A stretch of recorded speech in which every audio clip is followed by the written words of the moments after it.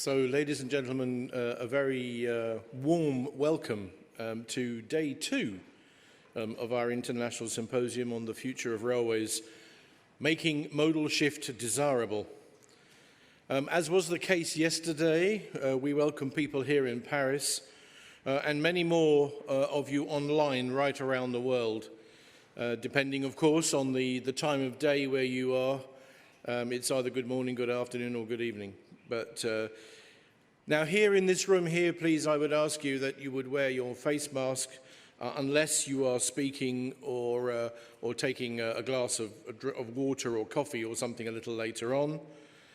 Today we have another very busy agenda and no doubt not without its technical challenges in this hybrid world in which we live.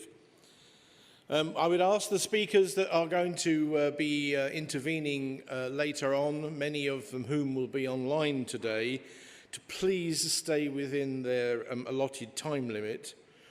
And then building on the start of our global tour yesterday, today we zoom into Asia and the Americas before ending the day on a perspective from each of the 6 UIC regions on what the shape looks like for future mobility for them, and how that could translate into a global manifesto through to 2030. I'm pleased to be able to welcome the first of our 2 keynote speakers, Antoine Kunth from the World Bank. He is a senior transport specialist. Antoine, I know you're online and I know you're there. I can't see you yet, but the floor is yours. Thank you very much. Can you hear me well? Yes. Okay, thank you. Dear colleagues, I'm Antoine Kunth. I'm Senior Transport Specialist at the World Bank and managing railway and urban rail transport projects in South Asia region. It's a great honor for me to participate along with my colleague, Mr. Bertrand Goalou from the Asian Development Bank in this second day of the UIC Symposium on the future of the railways making modal shift desirable, to reflect on the title of this symposium, Modal Shift from Carbon-Intensive Modes of Transportation towards greener modes such as railway, is indeed highly desirable, yet it isn't an easy path.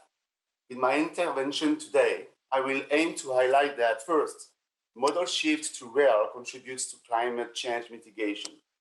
Second, the World Bank supports some policy shift levers that would help modal shift. This includes phasing out carbon-based fuel subsidies, investing more in railways, less in highways, and more in modal integration, with rail playing a key role as the backbone and potentially with road as the ribs. Third, and consistent with this overall context, the World Bank is rapidly expanding its railway operation. So what is the World Bank's approach in supporting modal shift? And what are the preconditions that should be met in doing so, as evidenced throughout the bank-supported operation? First, it is important to have a broad policy signal in favor of greener transportation, such as railway. Investing in new public or private-owned infrastructure assumes that there could be a market, in other words, a demand for long-distance movements of large amounts of cargo and passengers. That being said, some policy incentives to favor modal shift to rail can also be added and shall be tailored on a case-by-case basis, taking into consideration some of the longer-term benefits such as environmental and social. For instance, emphasis has been put by the bank on phasing out fuel subsidies and phasing in carbon taxes together with improved services on rail. There are also railway-specific technical opportunities to be considered prior to embarking into large investment programs. For example, signaling is a good way to help massifying traffic and gaining market shares with a limited social and environmental footprint. Electrification is also gaining relevance. When traffic allows, it helps greening railway operations and to increase operational efficiency. While a clear transport policy signal is required, railway investments do not suffice to achieve modal shift. Investments should be associated with broader policy and institutional support to enable railway potentials, as well as to promote operational and financial sustainability. The World Bank has been supporting addressing some of the broader transport policy challenges. Sound regulation is essential with clear distinctions between sector and corporate governance, allowing for clear accountability mechanisms. Capacity development and quality of procurement are also essential. Let me provide a few areas of our interventions. The World Bank supports policies to rebalance investments in rail versus highway to put more in rail, promotes multimodalism, promotes policies that support densification of cities around public transit, including rail, as well as providing non-motorized transport facilities like ample sidewalks. Specific to freight, good practice for land use policies to require that new logistics parks have a rail and or waterway access. Railway services should also be efficient and competitive, irrespective of the preferred institutional model, thereby private, public, or a mix of both. While part of the model shift should be facilitated through budget support, in particular in the case of urban and intercity passenger transport, any shift from road to rail should be anchored on the railway's ability to provide efficient and effective long-distance, safe, and reliable services. The private sector can also help enhancing efficiency, both in terms of project delivery and quality of services. For instance, last-mile connectivity and wagon leasing are good opportunities and low-hanging fruits to involve the private sector participation.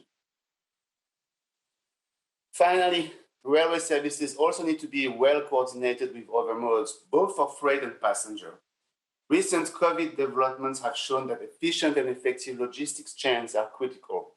During the crisis, railways have played a key role along several international corridors and delivered reliable and safe border crossing.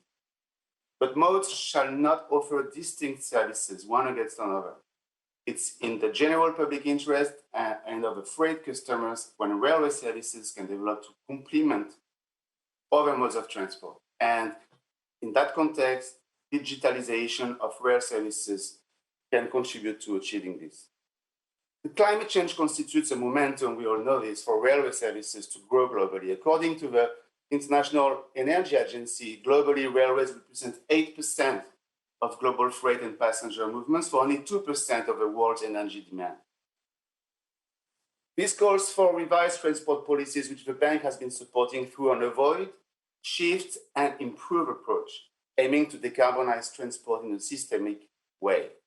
The avoid and shift approach requires upstreaming, planning, and policies to mitigate transport emissions by limiting consumption of transportation movements and by favoring public transport versus individual, GHG, inefficient means of transportation. For many years, investment of over-designed and poorly maintained road infrastructure led to traffic congestion, pollution, and generating more carbon emissions with induced traffic largely under forecasted at project appraisal. With urbanization growing, the bank is also focusing on urban transport and in particular on infrastructure services, including throughout urban rail and e-mobility. Shifting and improving transport systems requires innovation and knowledge to decarbonize the transport. Throughout analytical work, the bank has been developing knowledge base to support our engagements in developing countries. In the meantime, the bank has been targeting larger and more effective financing for climate-smart mobility. At project level, the bank engages with governments and private sector to focus jointly on mitigation and climate resilience. Mitigation can be measured throughout economic analysis, and the bank incorporates climate and agglomeration benefits, while resilience is incorporated as part of the project design. For instance, in India, the dedicated freight corridor is an ambitious multi-billion-dollar program which will change the future of transport in the country by creating freight-only railway lines connecting Delhi, Mumbai, Chennai, Kolkata, and other strategic points. It's under construction. The bank is financing about 1,200 kilometers of the 1839-kilometer eastern dedicated freight corridor. And climate considerations have been factored into the project right from the design phase, and special attention was given to 3 types of risks that are of particular concern along the alignment: fog, temperature variation, and flooding. The bank is also currently undertaking climate change country-specific diagnostics and recommendations. We do that country by country. So as you can see, model shift to rail should continue contributing to climate change mitigation and resilience.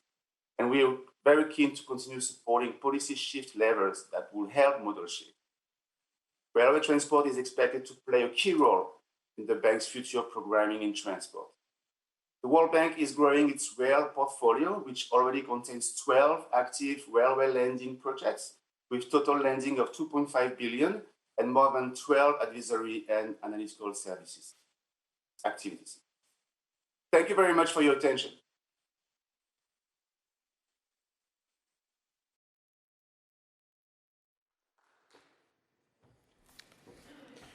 Antoine, thank you very much indeed for that perspective of the role that the rail section of the World Bank is playing at this moment in time. The World Bank is an organisation that the UIC has some very good connections with, and quite clearly that is something which we would wish to perpetuate. Thank you very much for that, and I'd like to move us now, if I may, to another financial institution, this time in Asia, the Asian Development Bank, where Bertrand Goalou is the principal transport specialist. Again, the Asian Development Bank is an organisation with whom the UIC has some close contact. Bertrand, I think you're there. I can't see you yet, but the floor is yours. You're very welcome. All right, thank you. Thank you very much. I guess we have some slides too, and I start on the first one. So it is truly a pleasure to be here with everyone today at the opening of the second day of this UIC International event. And I'm most encouraged to see that all the partners are talking about a shared vision of the future of railways. It is a great pleasure to be working with the UIC, embracing a common vision for the future of transport. Now, I'm pleased to say that the Asian Development Bank and the UIC indeed are on a long-term partnership, promoting innovative transportation and mobility solutions in Asia and the Pacific.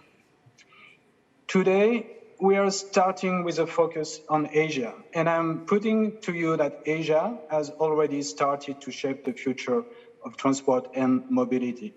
And I guess this is consistent with the development made by Antoine Kunth in his keynote. I will give you some trends that will evolve around 4 main areas: high-speed rail, freight rail, regional corridors, and rapid transit system. And that relates, of course, to the opportunities we see in a decade where we are to achieve the international agreements on climate and deliver on the sustainable development goals. In this context, the Asian Development Bank and its partner remain committed to accelerating transformative and decarbonized transport in the region. Next slide, please. High-speed rail construction in Asia has seen an exponential growth, mainly due to its growth in China. The first high-speed rail system began operation in Japan in 1964. Since then, Asia has added more than 30,000 kilometers, with China alone expanding more than 27,000 kilometers, well more than the rest of the world combined. At 900 billion passenger kilometers per year, the current demand level on high-speed rail infrastructure in Asian economy confirms the growing relevance of such service. Building on China and Japan's considerable experience in planning, constructing quality infrastructure, and operating high-speed rail line, several other Asian economies plan to build or expand high-speed rail system. That includes developing countries such as India, Indonesia, Kazakhstan, Malaysia, and Vietnam. And they do so at a lower level than any other region in the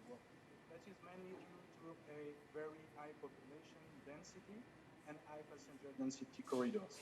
And with high passenger density, it is observed that a developing country can price high-speed rail services affordably and still achieve financial viability. And the economic viability goes likewise. So there is clearly a trend to more high-speed rail in Asia. When it comes to freight, the trajectory is slightly different. The needs are there, the benefits of rail freight are proven, and so only a very limited number of countries rely on rail freight. There has been only marginal increase in heavy rail infrastructure in many Asian economies in the last 2 decades. In Asia, the rail share of total freight transport went from 63% in the 90s to about 42% today. This is, however, still well above the global averages of 45 and 27%, and can still be considered a strength. It is noticeable that sustainable transport plans, strategies, and policy in different countries emphasize freight modal shifts. This is the case in India, in Pakistan, in Sri Lanka, Thailand, and Vietnam, for instance. However, most countries have found it challenging to maintain the rail share in freight transport or to achieve significant growth away from the road rail design. Next slide, please. Achieving effective regional cooperation in Asia is critical, and I would like to focus on 2 programs for which ADB is acting as secretariat. The first one is the Central Asia Regional Economic Cooperation Program, CAREC. It's a partnership of 11 countries and development partners working together to promote development through cooperation, leading to accelerating economic growth and poverty reduction. Since its inception in 2001, CAREC has mobilized over 40 billion in investments that have helped establish multimodal transportation network, increase energy trade and security, facilitated free movement of people and freight, and laid the ground for economic corridor development. Today, the railfall of the program built more than 2,000 kilometers of new railways and improve more than 3,500 kilometers of railways in Central Asia. This is being continued. The CAREC Strategy 2030 includes an increased focus on railways. The second regional program is the South Asia Sub-Regional Economic Cooperation Program, SASEC, and is similar to CAREC in nature. Now, let's talk about urban mobility. Since the 90s, nearly 10,000 kilometers of rapid transit system has been built in Asia. This is a huge and extremely commendable effort, and yet that is clearly not sufficient and far from meeting the demand. In fact, 470 million people in Asia are left without any access to rapid public transit. So the efforts should clearly be accelerated, building on a solid experience acquired and the quality projects developed in the region. The ADB supports integrated and sustainable urban mobility planning and finances a variety of urban mobility projects. That includes a series of large-size commuter rail projects, and some of the signature projects are in India with the Delhi-Meerut Regional Rapid Transit System, and in the Philippines with the Manila North-South Commuter Railway. All projects promote integrated solution, clean modes, latest technology, and inclusive design. Next slide. At the ADB, we see transport as an enabler of development, and that is something we have in common with our partners. The overarching target of ADB Strategy 2030 is to build a prosperous, inclusive, resilient, and sustainable Asia and the Pacific. And I guess it's no surprise that even more than before, ADB is getting away from pure infrastructure finance and favors more integrated solutions, innovative approach, and high value addition. The Strategy 2030 has 7 operational priorities: poverty reduction, gender, climate change, livable cities, rural development and food security, governance, and the last one is regional cooperation and integration. The transport sector contributes to all these dimensions. I would like to underscore that the climate agenda and the international agreement are placed at the center of our strategy. This is clearly an increased focus on supporting and developing climate-proof projects and resilient infrastructure. In this context, the ADB transport portfolio is already shifted from conventional transport infrastructure financing to more railways and urban transport projects, developing transformational and innovative projects together with our developing member countries and private sector clients. That obviously includes rail-based solutions, which are scaling up in our portfolio. To conclude, and in view of the multiple challenges and needs before us in Asia, ADB and its partner are strongly committed to support the transformation of the transport sector in a region, to meet an increasing demand and help achieve international agreements in Asia and the Pacific. And that goes with an increased focus on rail-based solutions and urban transport.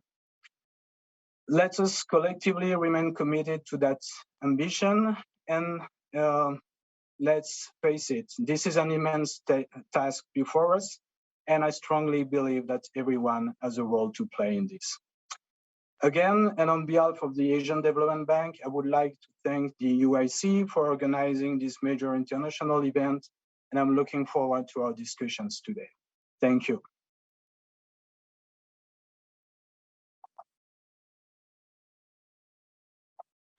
Bertrand, thank you very much indeed, and apologies here in the room. Not quite clear whether it actually impacted on the online audience, but here in the room we had some difficulties with the sound. But I think the message came through quite clear that the need for integrated solutions is quite clearly a perspective that the Asian Development Bank is following on with. Now, I'd like to move us, if I may, and thanking, of course, Antoine and Bertrand for their interventions this morning, to our first roundtable, where we will be zooming in on Asia. The first part of this will be related to connecting megacities and within the cities, and of course, if you've managed to take a look through the Vision 2030 that Francois was speaking about yesterday, you will notice that that is a running theme through that document. To take us through this section, I'm delighted to introduce a fellow Brit. We are quite rare at UIC, actually. I think it's only you and me, actually. And Lucie Anderton, who is our head of sustainability, and is going to take us through the next couple of roundtables. Lucie, over to you.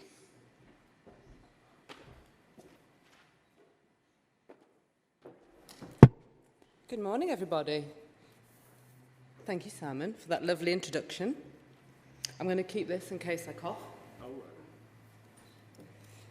Okay, well, thank you and welcome, everybody. It's my great pleasure to moderate these two panels this morning that take a focus on the Asia-Pacific region. The first panel is really going to take a focus on the urban context. So we're going to look at cities, megacities, and how we connect those through rail. And then we're going to have a real focus on freight and a panel discussion regarding freight and how we boost freight in the region.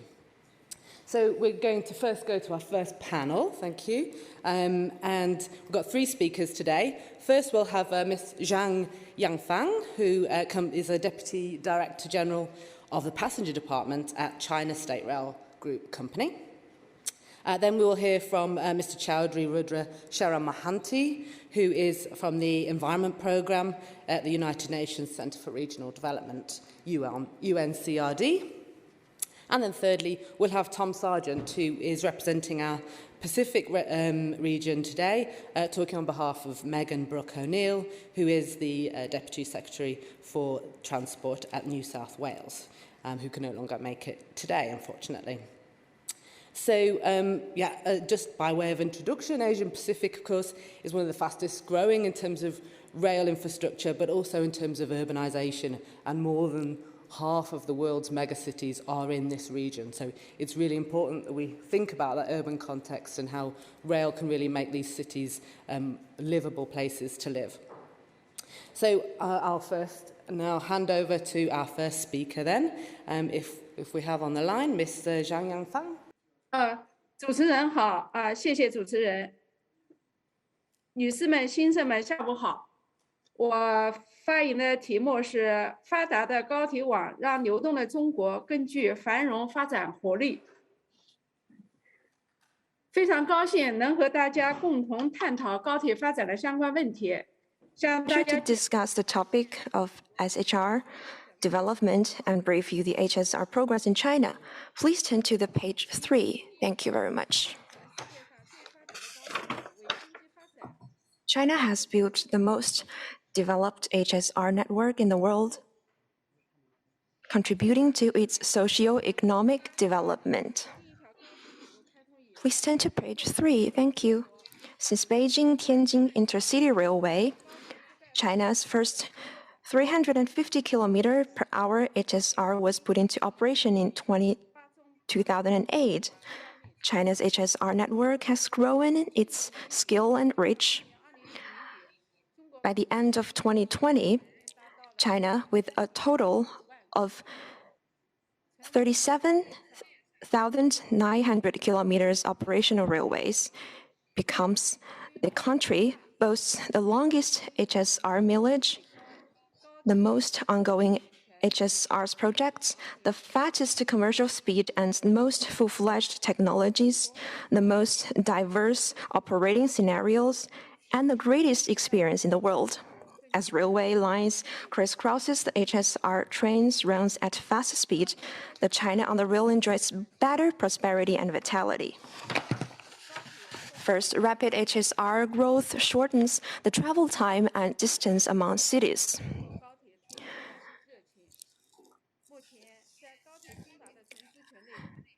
City clusters with HSR access have constituted 1 to 2 hour travel circles of 500 kilometers radius. For cities 1,000 kilometers apart, HSR promises access in 4 hours, which translates into 1 day return, while for those 2,000 kilometers apart, access in 8 hours, meaning morning departure and evening arrival. As the HSR network takes shape, the passenger transport capacity and service have been greatly improved. Toward China on HSR becomes the poetry of many passengers' travel delight. As of October 2021, EMU trains have safely taken 14.8 billion passengers to their destination and recorded a passenger turnover of 4.73 trillion person kilometer in China, an equivalent to transporting all the 1.4 billion Chinese people for 3,360 kilometers. Second, rapid HSR growth significantly promotes coordinated economic growth along the lines. HSR serves as a new engine and fresh opportunity for economic growth along the lines, fueling investment, consumption, and the modernization of the industrial chain. It is estimated that every RMB 100 million invested in HSRs brings about more than RMB 1 billion of output in category, construction, manufacturing, and other up and downstream industries. HSR operation directly boosts the consumption and resource aggregation in cities along the lines, giving birth to new forms of business. A new HS line constitutes a new economic belt.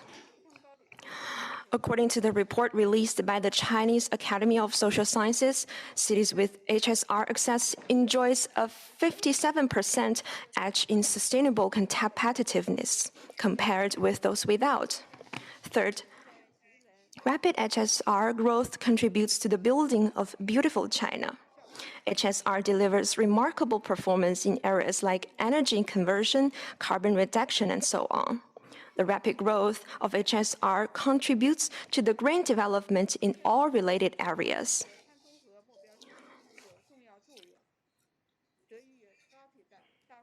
Thanks to extensive operation of HSR, China is expected to see its railway passenger turnover account for about 48.8% of the country's total by 2021, 15.3% higher than the 5% in 2008, making important contribution to the development of low-carbon transport.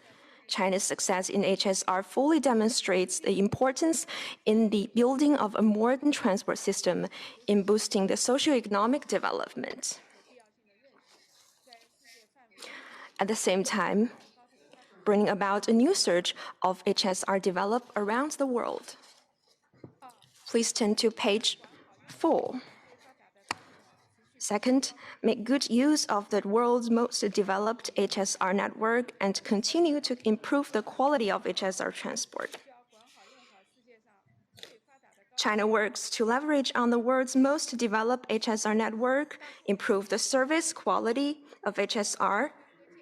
The achievements have been widely praised by the Chinese people. First, we optimize the structure of HSR passenger transport products for the diverse needs of passengers. Based on different market demands, CR coordinates railway of different types.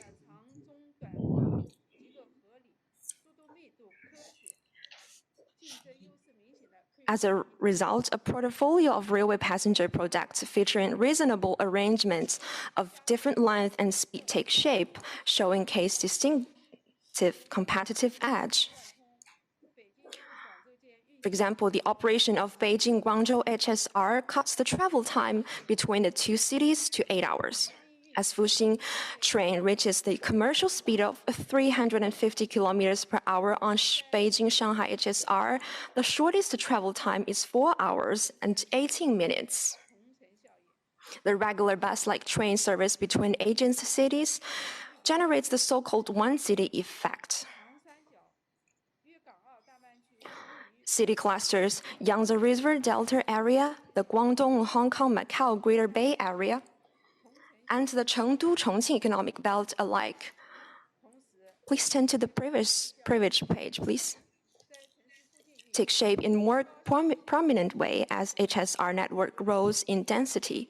At the same time, China actively developed suburban trains that operates around cities.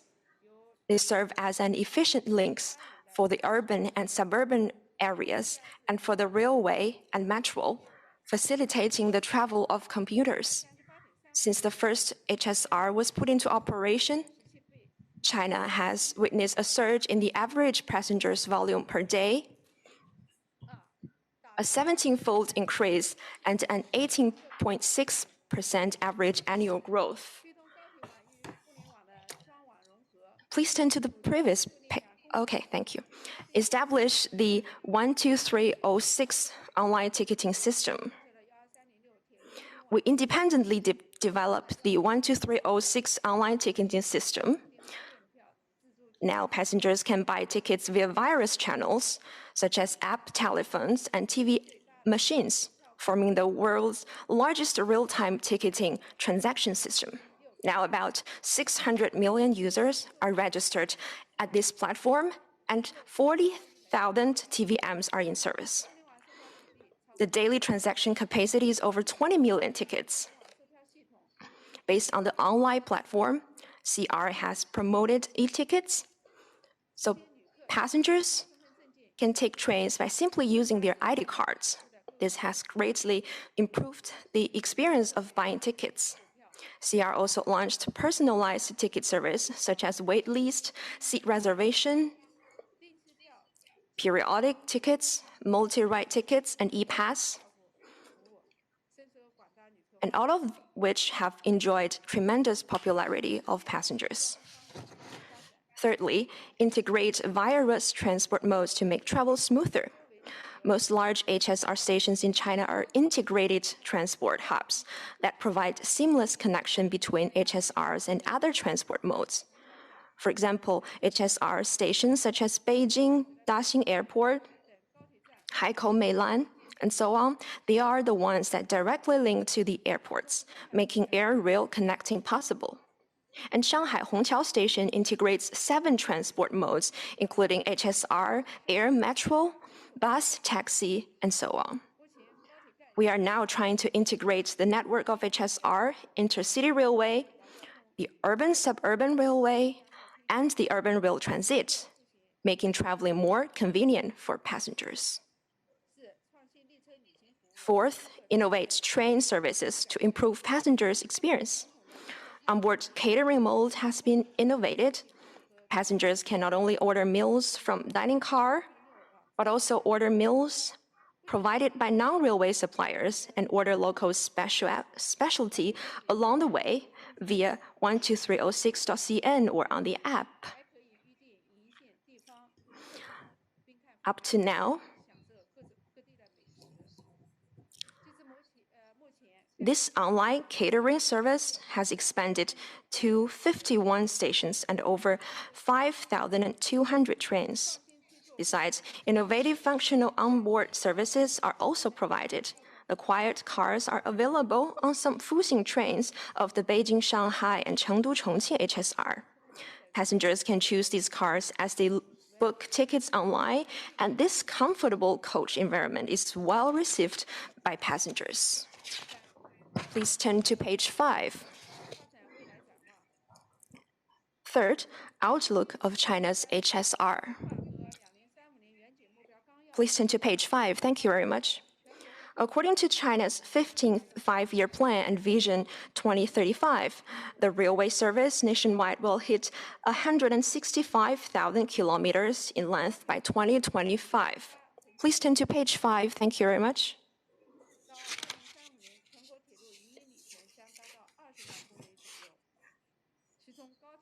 By 2035, China will record 200,000 kilometers in railway mileage. That's forming 1 hour, 2 hour, and 3 hour travel circles by HSRs across China. Provincial capitals will be accessible by HSR and various regions will be well connected.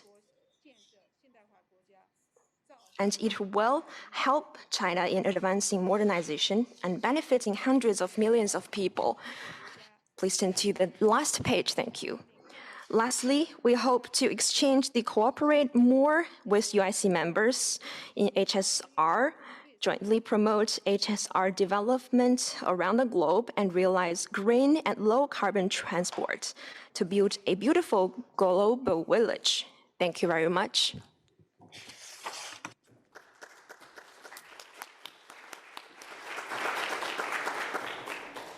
Thank you so much, Ms. Yang Fang.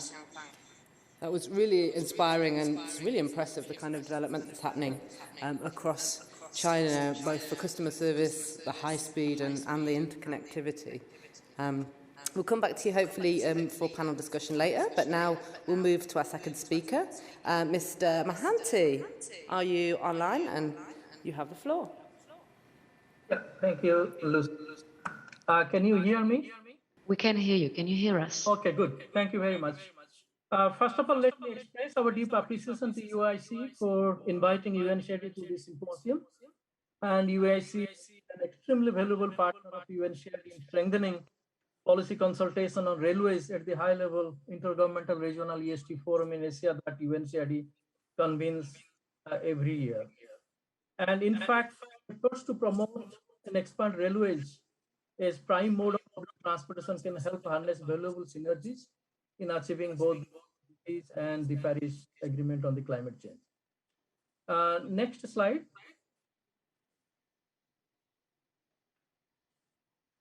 Yesterday, more than half of the global population live in urban areas, as we know, and it's expected to rise to 68% by 2050, with close to 90% of such increase in Asia and Africa.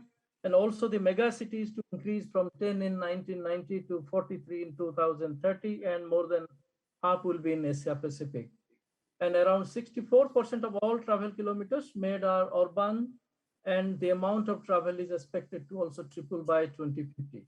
But still, over 1 billion of people lack access to an all-weather road, and only half of the world's population have convenient access to public transport. In Asia, around 400 million people lack direct access to all season routes.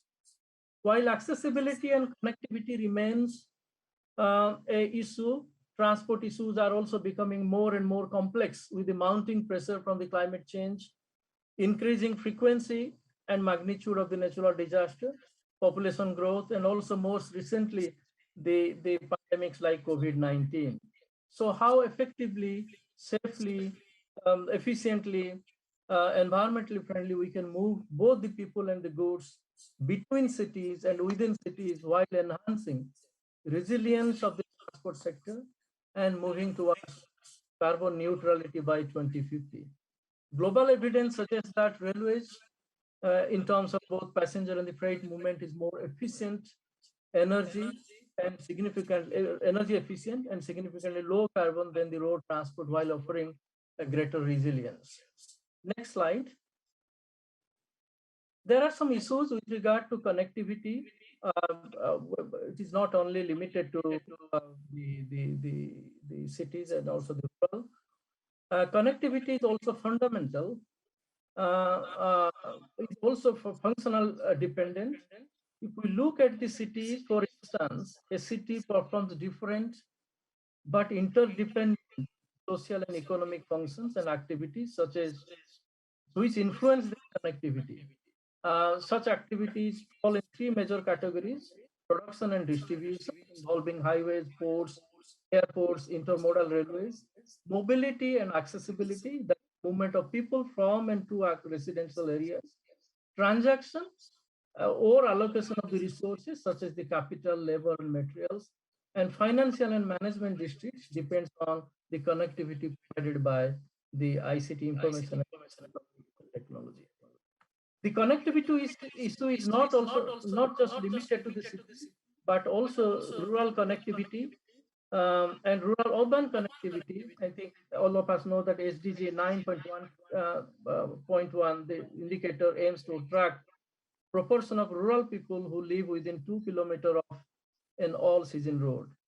Because of lack of such connectivity, countries even lose up to 40% of the crops post-harvest between farm and consumers, while better connectivity, literacy rates in rural areas can significantly go up and also increase socio-economic resilience at the time of extreme weather events and the natural disasters.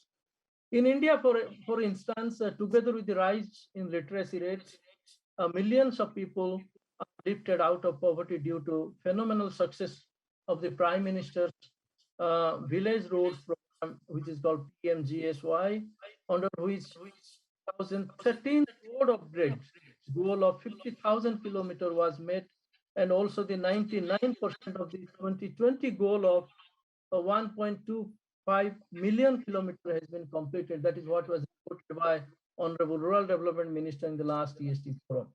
Therefore, it is important that rural-urban connectivity divide is addressed through proper investment to achieve region-wide economic integration, prosperity, and rail can play a pivotal role in achieving the SDG. Next. Go to the next, yes.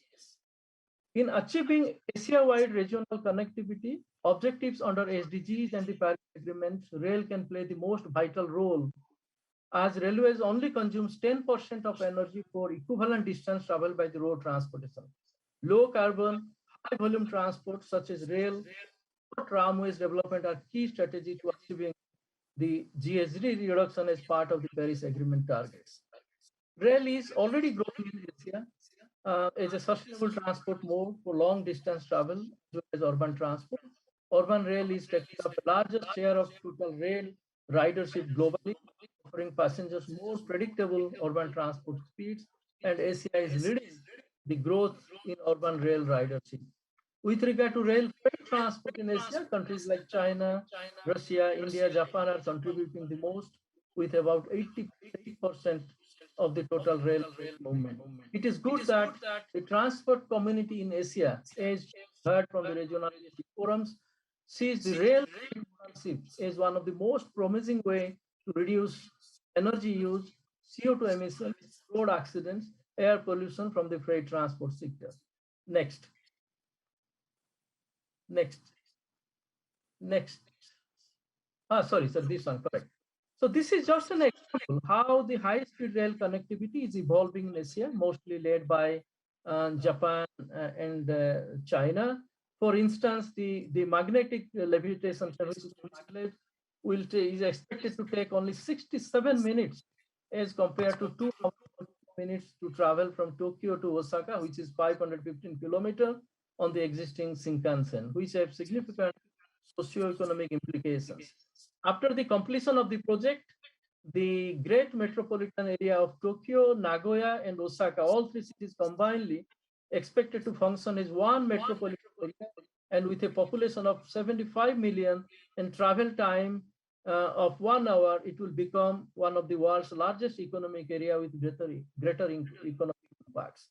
The message here is that the reduction in emission of greenhouse gas and other pollutants from vehicles is not occurring at a pace that supports the achievement of 1.5 degree reduction under the Paris Agreement, even with the recent impact of the COVID-19. This is said to be exacerbated by the fact that passenger transport demand is expected to be tripled by 2050, and hence the decarbonization must be a key theme in the transport sector globally.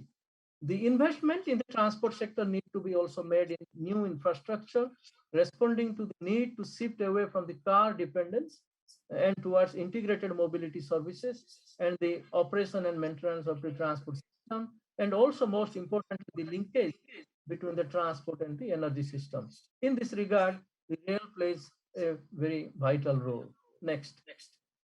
So this is the last slide here. I think all of you know that the last EST forum, the 14th regional EST forum in Asia, the member countries, the 25 members of the EST forum, they agreed the Aichi declaration, which is expected to bring transformational changes in the transport sector of Asia. It has 6 goals here. Goal 1 is about environmental sustainability, addressing low carbon, resilience, adaptation, and pollution. The goal 2 is around road safety, and goal 3, achieving economic sustainability. And the last 3 goals, if you see here, basically talking about accessibility. The goal 4 about rural access, or goal 5 is urban access, and the goal 6 is national access and connectivity. They are all linked to various goals. For example, goal 4 is linked to SDG 2 and SDG 9.1 with an objective to secure, accessible, inclusive, safe, affordable, resilient rural transport infrastructure and services by 2030. The urban accessibility goal number 5 by 2030 aims to provide inclusive, accessible, inclusive, safe, affordable, and sustainable transport system for all, with specific attention to all the transport sensitive groups, the transport challenge group. So with this one, I just conclude my 8-minute presentation. Thank you, Lucie.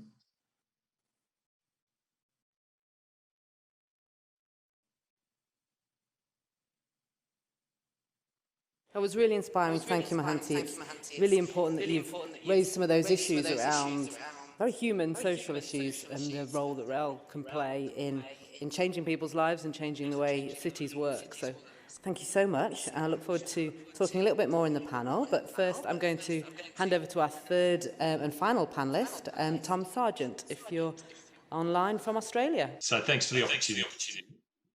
I represent UIC Pacific region, that's Australia and New Zealand, where we have a little over 33,000 kilometres of railway and only a population of 26 million people.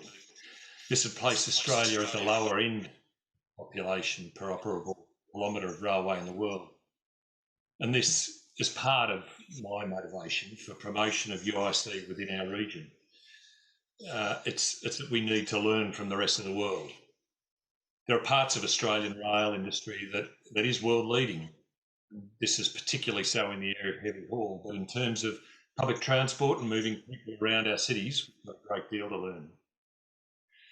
As you'll see from the program, I've stepped in for Bourke-O'Neil, who's unable to attend.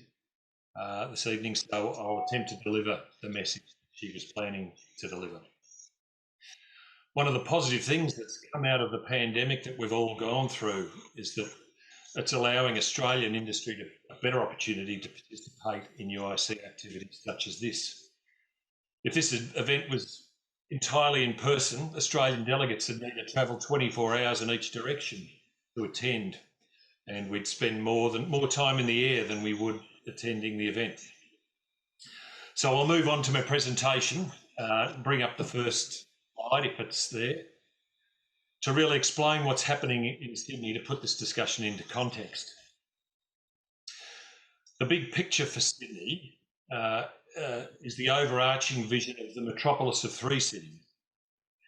The vision brings new thinking to land use and transport patterns to boost Greater Sydney's livability, productivity and sustainability by spreading the benefits of growth. As the population of Greater Sydney is projected to grow to 8 million over the next 40 years, and with almost half that population residing west of Parramatta, I'm not sure if you're familiar with the geography of Sydney, but rebalancing economic and social opportunities will leverage the growth and deliver the benefits more equally and equitably across Greater Sydney. Residents will have quick and easy access to jobs and essential services, and housing supply choice will increase to meet growing and changing needs of the community. Key aspect of this plan is that infrastructure will be sequenced to support growth and delivered concurrently with new homes and jobs. And from a wider transport perspective, in addition to this, Sydney's looking to improve its green credentials. Transition to zero-emission buses, a goal to achieve net zero emission electricity for electric train network by 2025, and multimodal initiative to service offerings post-COVID to create a more sustainable travel choices. If we move to the next slide. What this means for rail is that there's been an unprecedented level of investment. The Sydney rail system is based primarily on a double-deck suburban system that's evolved over the last century. In order to meet modern demands and expectations, the system is being transformed. Signalling improvements across the network are being made through the deployment of ETCS to improve safety and capacity. Digitalisation is also aiming to simplify systems and allow for a more flexible and agile workforce. The wider deployment of systems will allow for more flexible response to changing circumstances, where traditionally the system's been very slow to respond to changes in demand. There's also the benefit of customer information. In addition to the transformation of the Sydney train system, there's the Sydney Metro, which is arguably Australia's biggest public transport project. From the northwest, a fully automated metro is being extended under Sydney Harbour through a new underground stations and beyond to the southwest. By 2024, Sydney will have 31 metro rail stations and 66-kilometre standalone metro railway system, revolutionising the way one of Australia's biggest city travels. So into the next slide. Of course, this all can't be done by ignoring the environment. So Transport for New South Wales has established a public commitment under its future energy strategy to achieve net zero emissions from electricity for rail by 2025, which I mentioned before. Transport's also set to launch its first ever sustainability plan and report later this year, which will ensure that as an organisation there's a sustainability vision framework to report against. The framework will ensure correct tracking towards sustainability goals while providing transparency for customers and the community, highlighting achievements, innovations and challenges in this space. This will empower the commuting public to make sustainable travel choices and keep travelling on a network of transport services, knowing that they're supporting net zero emission electricity. In 2020, Sydney Trains introduced an energy management program to explore emission reduction initiatives. This program builds on what already delivered, such as energy efficient LED lighting upgrades across 117 stations and replacing 16,000 fluorescent lights on Tangara fleet. Also implementing submetering of 106 locations to better understand and manage energy use. Other initiatives being examined under the new program include installing a number of large behind-the-meter solar photovoltaic installations, implementing a enterprise-wide energy data management, trialling enhancements on heating, ventilation, and improving these systems on certain fleet types to try and improve efficiency as well. I could go on, but I'll probably have to go back to the chair. So, thank you.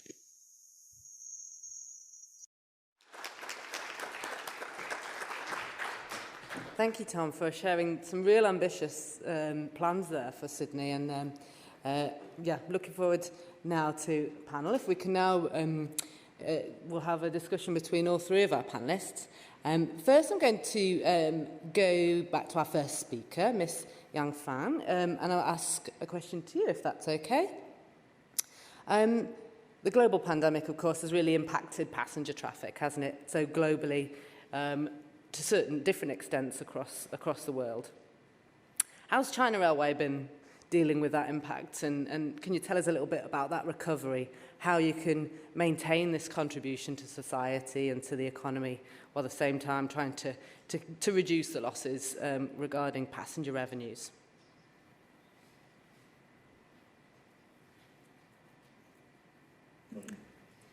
Miss Yang Fan, can you hear us? 可以了，好的，可以了。中国铁路以市场需求为导向。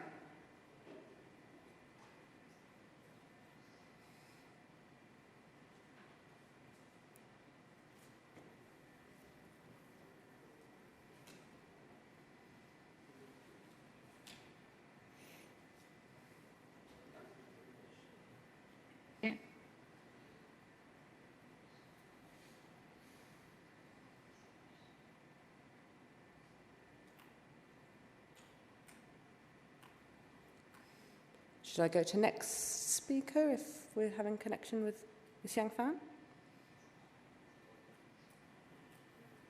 Yeah, okay. So, Tom, are you still there?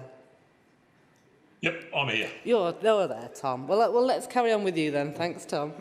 So I wanted to hear a little bit more about the transformations that are happening in New South Wales and perhaps the wider Pacific region. Perhaps you can tell me, what are the real, transformational projects that you see happening in the next 10 years around the region? So I guess I touched on earlier Sydney Metro, and that's really it's a first for Australia. I mean, the rest, I mentioned how we can learn from the rest of the world, and driverless trains and automated systems are commonplace in other parts of the region and other parts of Europe and America, but it really is a first for Australia. That being said, it's not the only investment. All the major capital cities on the eastern seaboard. So Brisbane has Cross River Rail. That's a $5.5 billion program to provide additional capacity for the existing network, and also provide additional places for passengers to board. Melbourne, the place city I live, has got a couple of large rail projects. We have the Melbourne Metro again. It's about increasing capacity of the existing system, augmenting the system with an additional underground route through providing a north-south crossing of the city. We've got, believe it or not, we're putting in an airport rail link which is again, most cities around the world have rail links. Melbourne's just about to get one. It's been talking about it for 40 years. We're finally getting one there. So there's $5 billion investment there. Perth has got moving across the west. Perth, there are a couple of large rail investments there. There's also an airport rail link going into Perth as well as the an addition to the suburban rail system, the Thornleader-Coburn link. So really, when I started work as an engineer back in the late 80s, rail was just, that wasn't on anyone's radar for investment. It was just keep it off the front page of the paper, and that's all governments were interested in. Now it's investment at unprecedented levels, and it's really it's about time. Quite exciting. There's some significant changes happening across Australia, so thank you for sharing those. I think we can go back to Miss Yang Fan now. I can see you're connected. Can you hear me okay, Miss Yang Fan? I'll repeat the question in case you didn't. I'll repeat the question in case you didn't hear it earlier. Yeah. So I wanted if you could tell us a little bit more about the recovery that China Rail is making from the pandemic, given the drop in passenger numbers.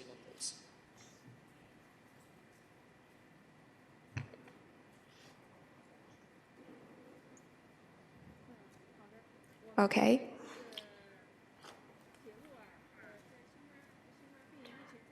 So, at present, COVID-19 cases sporadically emerge in China. When cases are reported in certain regions, we are in time to suspend some trains to reduce the costs and maintains the necessary operating skill to maintain intercity accessibility. So when the new case no longer appeal, we resume operation in an orderly manner. So during the peak periods, national holidays, we operate the long formation EMUs, coupled short formation EMUs, and high-speed trains operating at night, so as to fit the demand of passengers transport. And at the same time, railway sector also implement the epidemic prevention measures at stations and on trains to effectively avoid the COVID spreading through the railway system. Thank you very much. Thank you. Yeah, it sounds like that operational flexibility has been so important. I'll go now to Mohanty then, if that's okay. I want to hear a little bit more about your point about leaving no one behind. You gave in your first slide, talking about how important it is not just to get to net zero, but what kind of net zero do we want? We want a just transition so that so many more people have got access to mobility, and so that broad range of sustainable development goals that the United Nations promote. So I wonder if you could tell me more about why is it so important to have this inclusive, accessible transport system for the people of the Asia region? As I was telling, is that inclusiveness and accessibility, they are central to achieving the SDGs. And measures to achieve sustainable transport must take into account its interlinkages with the goals and objectives across the SDGs and the Paris Agreement. Basically, any efforts to promote sustainable transport should actually bring synergies in our efforts to achieve both the SDGs and the Paris Agreement. In urban areas, megacities, cities, and their connectivity, priority should be given to inclusive, reliable, safe, accessible, affordable, low carbon, and environmentally friendly transport. NMT, cycling and walking, and multimodal transport as essential transport solution. This is exactly what is embedded around the goals of the Aichi 2030 declaration that what you are mentioning. And these solutions can be feasible through integrated sustainable urban transport planning policies, incentives, and investment.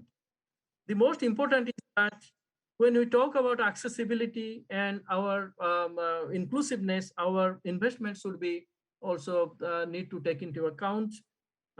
It is also important to achieve the modal integration, including integration of NMT network with the bus and rail network, so that the last mile is not challenging for both the urban and the urban poor.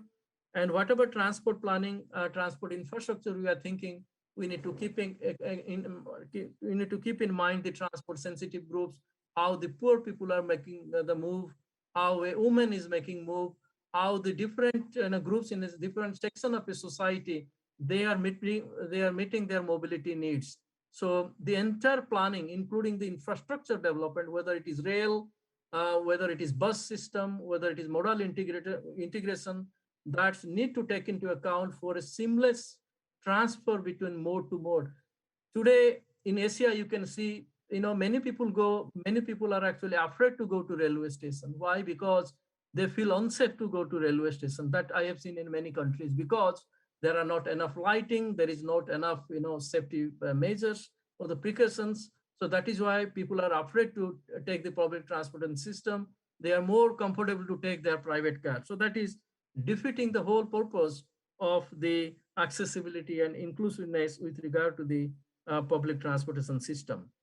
And when I talk about the investment in the transport sector to be made in the new infrastructure, it need to respond to the need to shift away from the car dependence and towards more integrated mobility services that I was emphasizing.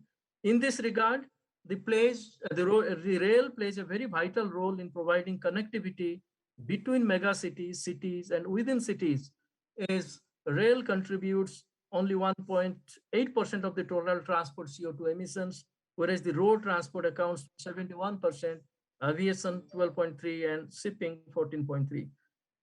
And we should not also ignore the in terms of infrastructure, the digital connectivity, which is also the part of the required infrastructure development to make the public transport system attractive and also interesting for people to use it. The digital revolution has major impact on the mobility and transport, both in terms of the demand and the supply. In terms of demand, the ICT enables telework, video conferencing, bike sharing, car sharing, etc. And in terms of the supply, this ICT improves the efficiency of the transport network through passenger information, real-time traffic management, integrated fare and the ticketing system, both system and the fare integration services.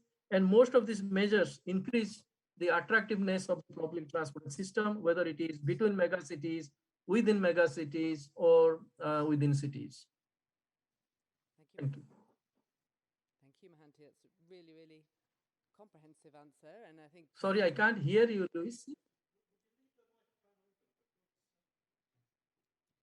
Hi, can you hear me now? I haven't got my mic on. I can't hear. 1 minute. Oh, yes, there you go. Thank you, Mohanty. That was really, really comprehensive answer and really interesting. You've pulled together some of the really key themes from the panel, where we've been talking, of course, about mega cities, connecting those, and also connecting to other cities and within cities.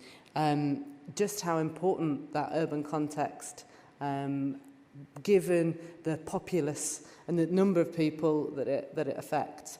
And that key theme of making it accessible and inclusive is absolutely essential, I think, to make it desirable, to make it more people being able to use it in the next 10 years and get that real modal shift. But hearing about high-speed rail so we can get people away from aviation and other road modes of transport is really exciting, and as well as those real investments in urban infrastructure such as the metros in Australia. So thank you so much, panel. If we can give them a round of applause. Very much.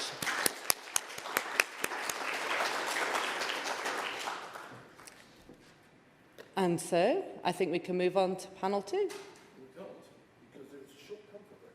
A short comfort break. How lovely. You can announce a short comfort break. I may now announce a short comfort break. What time are we returning? We're coming back at 11 o'clock sharp. 11 o'clock sharp, please. Thank you.